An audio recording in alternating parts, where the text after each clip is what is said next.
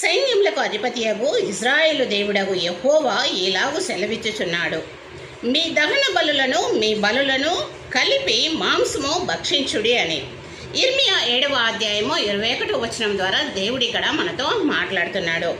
ఇక్కడ దేవుడు ఈ సైన్యములకు అధిపతియగు యెహోవా ప్రజలు తన దహన బలులను ఇతర బలులను మాత్రమే తినమని చెప్తున్నట్టుగా మనం ఇక్కడ చూస్తున్నాము. ఇది అక్షరాల అంటే బలులను తినమని చెప్పడం కాదు, కానీ దేవుడు యాత్రికులమైనటువంటి మనము బలులను కాకుండా విధేయతతో కూడినటువంటి హృదయాలను కోరుకుంటున్నాడని ఈ యొక్క వాక్య భాగము మనకి సూచిస్తుంది.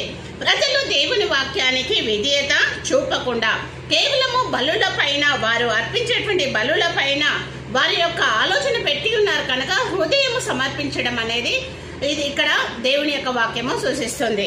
ఆమేన్.